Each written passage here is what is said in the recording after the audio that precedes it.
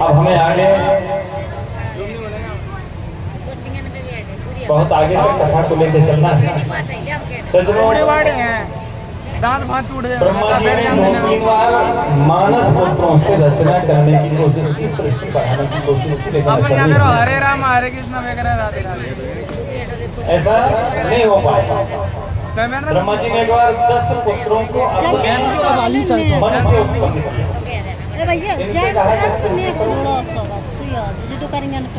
इन्होंने सृष्टि नहीं की, छाया से ऋषि कर्दम उत्पन्न किए, छाया से,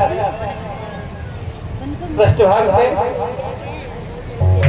पाप की उत्पत्ति, छाया से कर्दम की उत्पत्ति। तो महाराज कर्दम ऋषि उत्पन्न हुए, इनसे भी कहा कि सृष्टि करो, लेकिन कोई सृष्टि करने को तैयार नहीं। तब भगवान ब्रह्मा ने क्या किया कि दाएं पुत्र से मनु और बाएं पुत्र से शत्रुपा, एक स्त्री पुरुष को उत्पन्न किया। दोनों ने हाथ जोड़ करके कहा, पितामह हमको क्या करना है? बोले सृष्टि का निर्माण तुम्हें करना है। अब लोग बात कहते हैं कि मनु स्मृति को जिसने पढ़ा है, जिसने मनन किया है, वो समझेगा। कहने सुनने की बात में बहुत अंतर हो जाता है।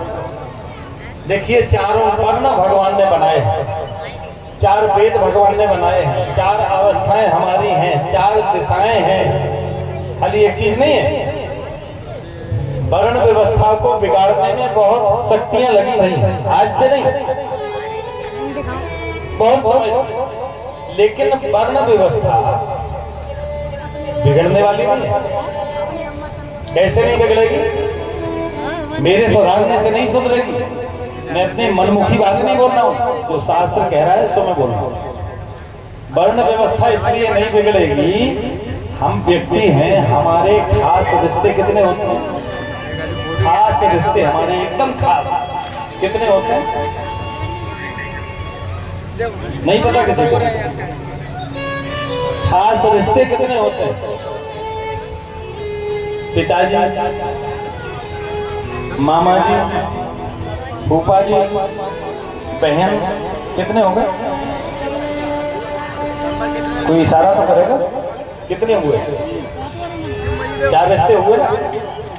खास रिश्ते हमारे 4 होते हैं। दिशाएं भी 4 हैं, वर्ण भी 4 हैं, अवस्थाएं भी 4 हैं। तो खास रिश्ते हमारे 4 हैं, यानी हमारी माता जी, हमारे मामा जी और हमारी गृहिणी जो हमारी ससुराल है, और हमारी बहन या बुआ। 4 रिश्ते तो है ही हर व्यक्ति के। तो चारों को खड़ा कर लिया जाए पंक्तिबद्ध। हमारी पत्नी भी खड़ी है, हमारी बहन भी साइड में खड़ी है, हमारी माताजी भी खड़ी हैं और हमारी बुआ भी खड़ी है। कितने हो गए? 4 रिश्ते हो गए ना। गृहिणी, माताजी, बुआ जी और बहन, चारों एक कतार में खड़ी हैं।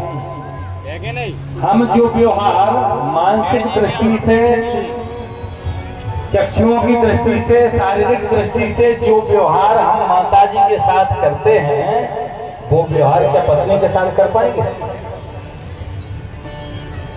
बोलिए, नहीं कर पाएंगे ना।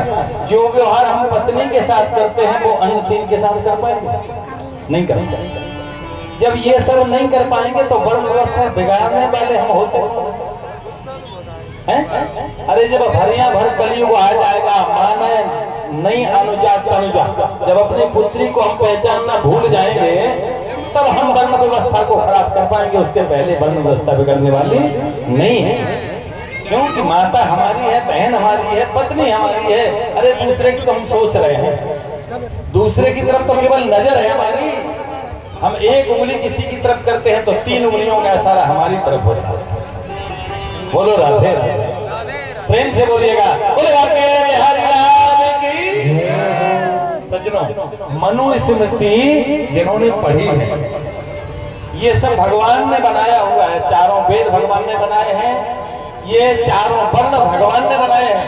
केवल मनुस्मृति में तो चौथा जो वर्ण हमारा है, पहला वर्ण ब्राह्मण, क्षत्रिय, शूद्र, वैश्य और शूद्र। तो ये वर्ण कोई अलग नहीं है, ये हमारा शरीर है। ब्राह्मण मुखमासी राजन बाहु। ब्राह्मण क्या है? ये मुख ब्राह्मण है।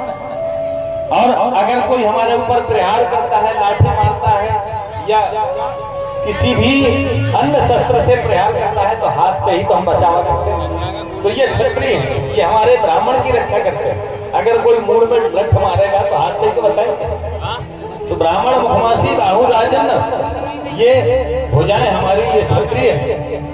और ये पेट हमारा उदर है ना, ये वैश्य है। एक टाइम भोजन करके आदमी लाखों रुपए कमाते हैं। जो इंजीनियर आदि जो लोग हैं जिन्होंने बीटेक कर रखा है, वो एक टाइम का भोजन अधिक से अधिक 50 रुपए में एक टाइम में आदमी अपना पेट भर जाएगा, सातों की भोजन में। और मादक पदार्थ अगर खाएंगे तो 1000 रुपए में भी कुछ न होने वाला नहीं।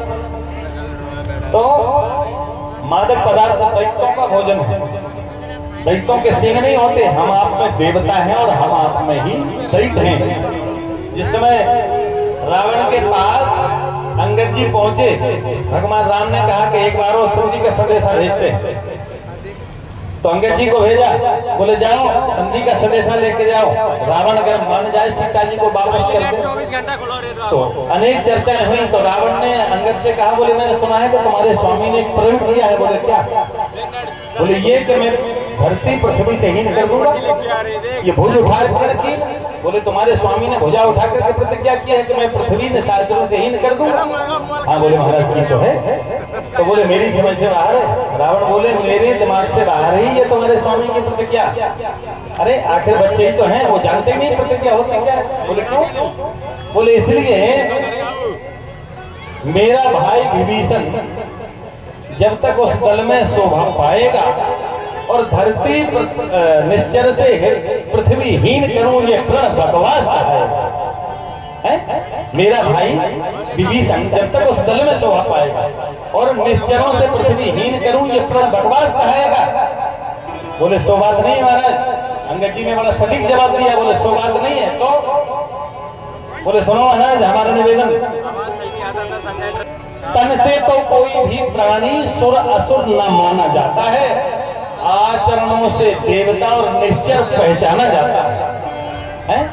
जब गया विभीषण राम शरण तो कैसे मान निश्चर है, और जो जाता नहीं शरण उनकी वह ही अर्थार्थ में निश्चर है। निशाचर तो तुम हो। जब वो शरण में गया तुम्हारा भाई जरूर है, लेकिन जब शरण में गया तो कैसे मानने की निशाचर है? तो हम आप में दैत्य हैं, हम आप में ही देवता हैं। अलग अलग केवल चरित्र व्यवहार खान पान से समझ में आता है कि कौन क्या है। अब इसको हम क्यों कहेंगे? अपने आप समझेंगे समझने वाले। बोलो राधे राधे। सजनों दाएं अंग से तो मनु और शत्रुपा दाएं बाएं अंग से हुए, तो मनु स्मृति की बात करने जा रहा था मैं। तो ये चारों वर्ण भगवान ने बनाए हैं। केवल मुख है वो ब्राह्मण है, क्षत्रिय भुजाएं हैं, वैश्य पेट है, और ये चरण जो हैं ये सूत्र हैं। हर व्यक्ति के शरीर में लगे हैं ये चरण, ये सूत्र हैं। अगर ये कट जाएंगे तो क्या हम चल पाएंगे? हम कुछ कार्य कर पाएंगे? ये सूत्र जरूर है, लेकिन अंग तो हमारा है। तो कोई किसी से भिन्न नहीं है, सब हम एक हैं, सब सनातनी हैं, और सब एक दूसरे की मदद करना चाहिए, एक दूसरे के पूरक हैं। इसमें केवल राजनीति करने वाले लोग जो हैं वो हमें भिन्नता पैदा करते हैं। सब एक हैं, लेकिन जब फार्म भरने जाते हैं तो महाराज सवर्ण का बच्चा 5,000 रुपए देना है उसको फीस में, और जो हरिजन लिख रहा है उसका बाप भले ही कलेक्टर हो, उसको 40,000 रुपए वहां से मिल रहा है, छात्रवृत्ति मिल रही है। अब जाति सूचक शब्द तो पहले से लगा के खड़ा कर दिया शासन ने, हमें आपको भ्रमित कर दिया। लेकिन ये राजनीतिक बातों से हमें लेना देना नहीं है, हमें कथा करनी है। तो मनु स्मृति पर मैं बात कर रहा हूँ। मनु स्मृति, मनु महाराज ने केवल भाई शूद्र वर्ण में अधिक विभाजन हुआ जातियों का, तो कर्म के अनुसार केवल एक वर्ण में मनु महाराज ने कर्म के अनुसार जातियों को सुनिश्चित किया। केवल मनुस्मृति में केवल एक वर्ण की व्याख्या है, बाद बाकी चारों वर्ण भगवान ने बताया। तो महाराज शंकर को सृष्टि का भार सौंपा गया, तो शंकर जी ने भूत प्रेत आदि पिशाच आदियों को सृष्टि रची। सो महाराज चिल्ला के ब्रह्मा जी को ही खाने को दौड़े, तो शंकर जी से निवेदन किया, बोले ऐसी सृष्टि की हमें अब जरूरत नहीं है, बंद कर दो। तो वो सृष्टि वहीं बंद रही। आगे महाराज मनु और शत्रुपा की 3 कन्याएं हैं, आकुति, देहुति, प्रसूति, और प्रियव्रत और उत्तानपाद 2 बेटा, 5 संतान हुई। 5 में 3 कन्याएं और 2 बेटा। तो सबसे बड़ी आकुति और मझली देहुति, छोटी प्रसूति। तो देहुति का विवाह यानी गर्दन ऋषि से जब पितामह ब्रह्मा ने कहा कि सृष्टि करिए, बोले हम सृष्टि नहीं भजन करेंगे। महाराज भजन करने लगे, 40 वर्ष तक भजन किया। और जब ऋषि कर्दम ने देखा कि तमाम ऋषि मुनि महात्मा सपत्नी के भजन कर रहे हैं, एक दूसरे की सेवा कर रहे हैं, बढ़िया बना भोजन मिल रहा है, बढ़िया समय से फलाहार मिल रहा है, तब इनका